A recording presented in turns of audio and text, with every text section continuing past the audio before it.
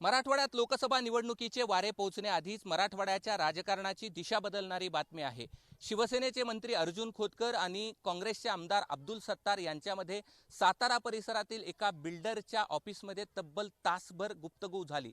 जालन्यातील राजकारण पाहता अर्जुन खोतकर यांनी भाजपाचे प्रदेशाध्यक्ष रावसाहेब दानवे यांच्या विरोधात बंड पुकारलेला आहे आणि त्यांनी आजच एबीपी माझाशी बोलताना देखील सांगितलं की अजूनही मी रिंगणात आहे आणि त्यामुळेच या बैठकीला एक वेगळं महत्त्व प्राप्त झालेलं आहे। आणि या बैठकीनंतर आम्ही ज्यावेळेस अर्जुन खोतकर आणि अब्दुल सत्तार यांच्याशी संपर्क साधला त्यावेळी अब्दुल सत्तार यांनी सांगितलं की येत्या 2 दिवसांमध्ये गोड बातमी मिळेल। आणि यावेळी बोलताना अर्जुन खोतकर यांनी देखील म्हटलं की ज्यावेळेस दोघांमध्ये बातचीत होते त्यावेळेस साहजिकच राजकारणाच्या गप्पा होतात आणि त्यामुळे या बैठकीनंतर भाजपाचे प्रदेशाध्यक्षांच्या विरोधात जर अर्जुन खोतकर काँग्रेसकडून उभा राहिले तर निश्चितच रावसाहेब दानवे यांच्यासमोर मोठं आव्हान असेल।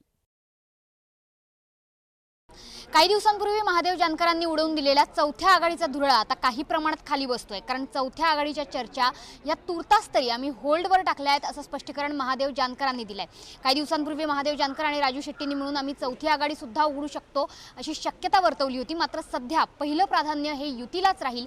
गिरीश महाजनांसोबत आपली सकाळीच चर्चा झाली आणि ती देखील सकारात्मक झाली आहे असं स्पष्टीकरण महादेव जानकरांनी दिलंय। त्यामुळे सध्या चौथ्या आघाडीचा हा विचार नाहीये, मात्र जर जमलं नाही तर मात्र पर्याय सगळेच खुले असतील असं देखील महादेव जानकरांनी म्हटलंय। निवडणूक म्हटलं की आपल्याला विरोधक हे एकमेकांवर तुटून पडणे, एकमेकांवर बरसणे हेच माहिती आहे। मात्र आज काँग्रेसचे उमेदवार नाना पटोले यांच्यावर प्रतिक्रिया विचारल्यानंतर नितीन गडकरी जे काही म्हणाले ते थोडे हटके होतं। पार्टी सोडली म्हणून आशीर्वाद थोडे जातो। मी काही राजकारणामध्ये अशा प्रकारचे दुश्मनी कधी ठेवली नाही, ठेवत पण नाही। त्यांना माझ्या शुभेच्छा आहेत। नितीन गडकरी यांनी गेल्या खेपेच्या निवडणुकीला सुद्धा म्हटलं होतं की मी व्यक्तिगत टीका टिप्पणी करणार नाही, ह्या खेपेला सुद्धा मी अशाच पद्धतीचा प्रचार ठेवेन, मी केलेले विकासाची कामच लोकांमध्ये घेऊन जाईन असं त्यांचं म्हणणं आहे।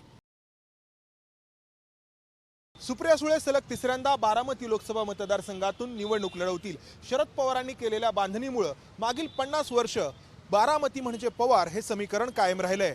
पवारांच्या राजकारणाने कितीही वेगळी वळणं घेतली, राज्याच्या आणि देशाच्या राजकारणात कितीही वादळं लाटा आल्या तरी बारामतीचा पवारांचा हा गड अभेद्य राहिलाय। परंतु 2014च्या मोदी लाटेमध्ये पवारांच्या या गडाला देखील हादरे बसल्याचं जाणवलं। जिथून शरद पवार विक्रमी मताधिक्याने निवडून यायचे त्याच मतदारसंघातून सुप्रिया सुळे अवघ्या 70,000च्या मताधिक्याने विजयी झाल्या।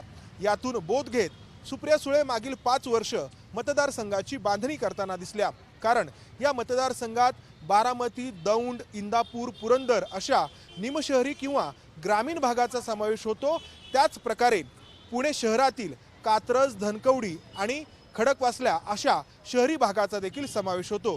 दुसरीकडे भारतीय जनता पक्षाच्या नेत्यांनी यावेळी बारामती जिंकायचीच हा पण अनेक वेळा बोलून दाखवलाय, परंतु हा पण पूर्णत्वास नेण्यासाठी मैदानात उतरणार कोण हे अद्यापही स्पष्ट नाही। कारण मागील वेळी सुप्रिया सुळेंच्या विरोधात निवडणूक लढवणारे महादेव जानकर यावेळी निवडणूक लढवण्यास तयार नाहीत आणि दुसरा कुठला उमेदवार देखील दृष्टीपथात नाही। दिंडोरी लोकसभा मतदारसंघात उमेदवारीसाठी यंदा कधी नव्हे एवढी रस्सीखेच बघायला मिळते।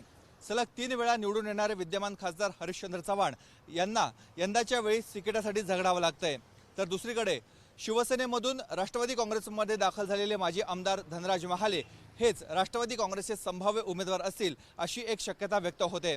धनराज महाले यांच्या प्रवेशामुळे मागच्या निवडणुकीमध्ये मोदी लाटेतही खंबीरपणे पक्षाची बाजू लावून धरणाऱ्या भारती पवार नाराज आहेत, त्यामुळे त्या भाजपकडून आपली उमेदवारी लढवण्यासाठी प्रयत्नात आहेत। तर दुसरीकडे नाशिकच्या महापौर रंजना भानसी याही आपल्या नात्यागोत्याच्या जोरावर दिंडोरी लोकसभा मतदारसंघातून उमेदवारीसाठी प्रयत्न करत आहेत। हे कमी होतं की काय म्हणून माकपकडून JP गावित हे देखील आपला शड्डू ठोकून तयार आहेत।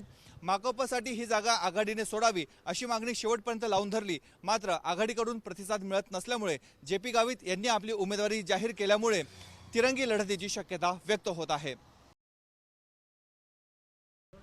11 विविध पक्षांची मोड बांधत आणि सोशल इंजिनिअरिंगचा फॉर्म्युला राबवत आता विदर्भवाद्यांनीही लोकसभा निवडणुकीमध्ये उडी घेतली आहे। विदर्भ निर्माण महामंचाच्या बॅनरखाली विदर्भवाद्यांनी विदर्भातील सर्वच्या सर्व 10 लोकसभा मतदारसंघात उमेदवार उभे करण्याचे जाहीर केले आहे। अरविंद केजरीवाल यांची Aam Aadmi party, BRSP, republican party खोरीपाखट, श्रीहरी अणे यांची विदर्भ राज्य आघाडी, बच्चू कडू यांची प्रहार जनशक्ती पार्टी, विदर्भ माझा पार्टी, विदर्भ राज्य जन आंदोलन समिती, नाग विदर्भ आंदोलन समिती, जामवंतराव धोटे विचार मंच अशा विविध 11 पक्ष व संघटनांनी आता एकत्रितपणे लोकसभा निवडणुका लढण्याचे जाहीर केले आहे। नागपुरातून BRSPचे डॉक्टर सुरेश माने तर वर्ध्यातून लोक जागर पार्टीचे आणि प्रसिद्ध कवी असलेले ज्ञानेश वाकुडकर विदर्भवाद्यांचे उमेदवार असणार आहेत। विदर्भवादी नेते श्रीहरी अणे आणि वामनराव चटप या दोघांनी सध्या तरी निवडणुकांपासून लांब राहण्याचे ठरविल्याची माहिती आहे। दरम्यान विदर्भवाद्यांची ही संघटित शक्ती विदर्भामध्ये भाजपला जास्त नुकसान पोहोचवते की काँग्रेस उमेदवारांचा जास्त तोटा करते, यावरच विदर्भातील अनेक मतदारसंघांचा भवितव्य अवलंबित राहणार आहे। राष्ट्रवादीचे विद्यमान खासदार धनंजय महाडिक यांना राष्ट्रवादीने पुन्हा उमेदवारी देऊ नये आणि हीच जागा काँग्रेसकडे जावी यासाठी काँग्रेसचे आणि राष्ट्रवादीच्या नेत्यांनी प्रयत्न सुरू केले होते। मात्र आज पुन्हा राष्ट्रवादीने धनंजय महाडिक यांच्याच नावाची घोषणा केल्यामुळे या नेत्यांची आता चांगलीच अडचण निर्माण झालेली आहे। राष्ट्रवादी आणि शिवसेना यांच्यात कोल्हापूरच्या या जागेसाठी पारंपरिक लढत आहे। मात्र काही महिन्यांपूर्वी ही जागा काँग्रेसला मिळावी अशी मागणी सतेज पाटील यांनी केली होती। मात्र आज राष्ट्रवादीने पुन्हा धनंजय महाडिक यांच्या नावाची घोषणा केल्यामुळे आता कोल्हापुरात राष्ट्रवादीच्या धनंजय महाडिक विरुद्ध शिवसेनेच्या संजय मंडलिक यांच्यात लढत होणार आहे। तिकडे हातकणंगले मतदारसंघात यापूर्वी शरद पवार यांच्या विरोधात लढणाऱ्या राजू शेट्टी यांना राष्ट्रवादीनेच पाठिंबा दिल्यामुळे इथं शिवसेनेची चांगलीच अडचण निर्माण झालेली आहे। राष्ट्रवादी काँग्रेस पक्षाने आपल्या उमेदवारांची पहिली यादी आज जाहीर केली आहे। ज्यात ठाणे लोकसभेतून माजी खासदार आनंद परांजपे आणि कल्याण लोकसभेतून बाबाजी पाटील यांना उमेदवारी जाहीर करण्यात आली आहे। आनंद परांजपे हे कल्याण लोकसभेचे माजी खासदार आहेत। मात्र राष्ट्रवादीत प्रवेश केल्यानंतर त्यांच्याकडे ठाणे शहराध्यक्षपदाची जबाबदारी देण्यात आली होती। आता ठाणे लोकसभेतून सुशिक्षित, अभ्यासू आणि अनुभवी चेहरा म्हणून राष्ट्रवादीने त्यांना उमेदवारी दिली आहे। शिवसेनेचे विद्यमान खासदार राजन विचारे यांच्याशी त्यांची लढत होईल। तर कल्याण लोकसभा मतदारसंघातून राष्ट्रवादीने आगरी कार्ड खेळत बाबाजी पाटील यांना उमेदवारी जाहीर केली आहे। बाबाजी पाटील हे आगरी समाजाचे नेते असून ठाणे महानगरपालिकेचे विद्यमान नगरसेवक आहेत। शिवाय ठाणे जिल्हा मध्यवर्ती बँकेचे ते माजी अध्यक्ष सुद्धा आहेत।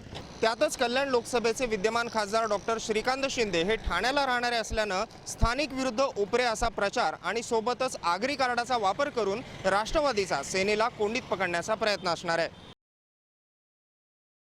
भारिप बहुजन महासंघाचं वंचित बहुजन आघाडीत विलीनीकरण करणार असल्याची घोषणा प्रकाश आंबेडकरांनी केली। ते आज अकोल्यात बोलत होते। लोकसभा निवडणुकीनंतर विलीनीकरणाची प्रक्रिया सुरू करणार असल्याचं आंबेडकरांनी सांगितलंय।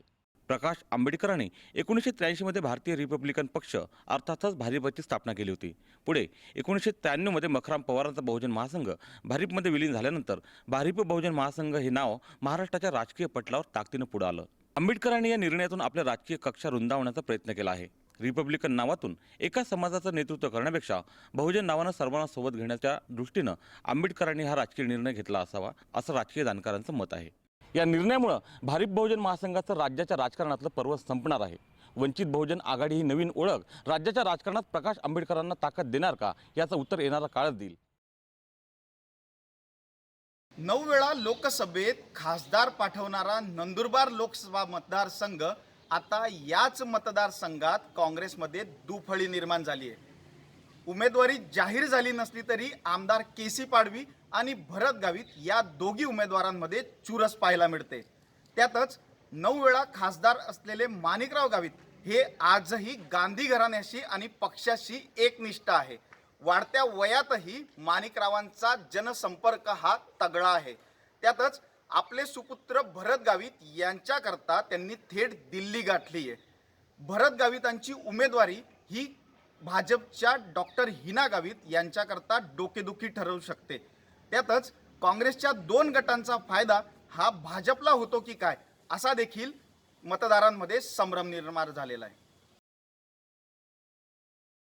डॉक्टर सुजय विखे यांनी भाजपमध्ये प्रवेश केल्यानंतर आज पहिल्यांदाच सुजय विखे हे अहमदनगर शहरामध्ये दाखल झालेले आहेत. नगर शहरातील विळद घाट येथे असलेल्या महाविद्यालयात सुजय विखे यांचं आगमन होताच हजारो कार्यकर्त्यांनी मोठ्या उत्साहात सुजय विखेंचं स्वागत केलंय. सुजय विखेंनी आपल्या कार्यकर्त्यांसोबत संवाद देखील साधला आणि शरद पवारांनी केलेल्या टीकेला चोख उत्तर देत येत्या निवडणुकीमध्ये नगर दक्षिण लोकसभा मतदारसंघामध्ये 1991ची नाही तर 1999ची पुनरावृत्ती करणार असल्याचं स्पष्टीकरण सुजय विखेंनी दिलेलं आहे. येत्या निवडणुकांच्या पार्श्वभूमीवर आता सुजय विखे हे नगर शहरातील शिवसेना आणि भाजप पक्षाच्या कार्यालयात जाऊन कार्यकर्त्यांची भेटी देखील घेणार आहेत. एवढंच नाही तर भाजपचे जे विद्यमान खासदार आहेत दिलीप गांधी यांचे देखील भेट घेऊन आशीर्वाद घेणार असल्याचं सुजय विखेंनी स्पष्ट केलंय. आता त्यांची नाराजी दूर करण्यात कितपत यश येतंय हे आता पाहणं महत्त्वाचं ठरणार आहे. रावेर मतदारसंघाचा जर विचार केला तर खासदार रक्षा खडसे या विद्यमान खासदार आहेत. यांचं नाव पुन्हा एकदा उमेदवारीसाठी आघाडीवर असल्याचं आपल्याला बघायला मिळत आहे. हरिभाऊ जावळे यांचं सुद्धा नाव भाजपाकडनं संभाव्य उमेदवार म्हणून बघितलं जात आहे. दुसरीकडे राष्ट्रवादीची खरी लढत आपल्याला भाजपाची असणार असल्याचं मानलं जात आहे. रवींद्र भैया पाटील जे जिल्हाध्यक्ष आहेत राष्ट्रवादीचे, दुसरीकडे अरुणभाई गुजराती आणि संतोष चौधरी या तिघांची नावं या ठिकाणी आघाडीवर असल्याचं आपल्याला बघायला मिळत आहे. आणि याच रावेर जागेसाठी मात्र काँग्रेसने सुद्धा आपला दावा जाहीर केलेला आहे. काँग्रेसच्या वतीने माजी खासदार डॉक्टर उल्हास पाटील यांची उमेदवारी मिळावी यासाठी आपले प्रयत्न सुरू ठेवल्याचं आपल्याला बघायला मिळत आहे. वर्धेचे विद्यमान खासदार रामदास तडस यांनी आज नागपुरात नितीन गडकरी यांच्याकडे धाव घेतली. दत्ता मेघे यांचे चिरंजीव सागर मेघे हे वर्धा लोकसभेची उमेदवारी घेऊन राजकारणात पुन्हा सक्रिय होण्याची शक्यता वर्तवण्यात येत आहे. या पार्श्वभूमीवर आपलं तिकीट तर धोक्यात येणार नाही ना ही शक्यता लक्षात घेऊन रामदास तडस यांनी गडकरी यांच्याकडे धाव घेतल्याचं बोललं जात आहे. तडस हे विमानतळावर बराच वेळ गडकरींसाठी थांबले. नंतर गडकरींसोबत त्यांच्या गाडीत घरापर्यंत प्रवासही केला. खरं तर मागील लोकसभा निवडणुकीत वर्धेतून काँग्रेसकडून सागर मेघे लढले होते. मोदी लाटेत सागर मेघे यांना रामदास तडस यांच्याकडून पराभवही स्वीकारावा लागला होता. वर्धेतून स्वतः दत्ता मेघे हे दोनदा खासदार राहिले आहेत. गेल्या खेपेला तडस यांना उमेदवारी देण्याआधी भाजपने सागर मेघेंना लढण्याचा आग्रह धरला होता, पण त्यांनी काँग्रेसचा हात धरला आणि त्यांना पराभवाचा सामना करावा लागला. मेघे परिवाराचे नितीन गडकरी यांच्याशी अतिशय जवळचे संबंध आहे. त्यामुळे नितीन गडकरी यांनी मध्यस्थी केल्यास सागर मेघे यांना लोकसभेची उमेदवारी मिळणे फारसे अवघड नाही. हे हेरून रामदास तडस यांनी नितीन गडकरी यांच्याकडे आपली बाजू मांडण्याचा प्रयत्न केल्याचं सांगितलं जात आहे. अहमदनगर जिल्ह्यातील नगर दक्षिणच्या जागेचा तिढा दिल्ली दरबारापर्यंत पोहोचला. मात्र याच अहमदनगर जिल्ह्यातील शिर्डी लोकसभा मतदारसंघ जो काँग्रेसच्या हक्काचा आहे त्या गोटात मात्र अद्यापही शांतता दिसून येते. काँग्रेसकडून आमदार भाऊसाहेब कांबळे, उत्कर्ष रुपवते आणि डॉक्टर राजू वाघमारे अशी 3 नावं चर्चेत आहे. तर शिवसेनेकडूनही विद्यमान खासदार सदाशिव लोखंडे यांचं नाव चर्चेत आहे. त्यामुळे अद्यापही शिर्डी लोकसभा मतदारसंघात उमेदवारांची शोधाशोध सुरूच आहे. दुसरीकडे याच मतदारसंघातून माजी खासदार शिवसेनेतून काँग्रेसमध्ये आणि सध्या भाजपात प्रवेश केलेला आहे असे भाऊसाहेब वागचौरे हे सुद्धा इच्छुक आहेत. विखे आणि थोरात यांचा वाद सर्वश्रुतच आहे. त्यामुळे यावेळी शिर्डी लोकसभा मतदारसंघात कोणाला उमेदवारी मिळणार आणि तो उमेदवार निवडून येणार का हे पाहणं आगामी काळात खूपच महत्त्वाचं ठरेल. परभणी लोकसभा मतदारसंघात राजेश विटेकरांच्या रूपाने राष्ट्रवादीने गोदाकाठचा युवा आणि उमदा चेहरा निवडणुकीच्या रिंगणात उतरवला आहे. विटा गावचं सरपंचपद, जिल्हा परिषद अध्यक्ष ते थेट लोकसभा निवडणुकीतील उमेदवार असा राजकीय प्रवास राजेश विटेकरांचा असला तरीही त्यांच्या पाठीमागे परभणी लोकसभा मतदारसंघातील 6 पैकी 4 आमदार हे राष्ट्रवादीचे आहेत. शिवाय स्थानिक स्वराज्य संस्थेतील संख्याबळ आणि काँग्रेसची साथ हे सर्व समीकरणं राजेश विटेकरांच्या पथ्यावर पडण्याची शक्यता आहे.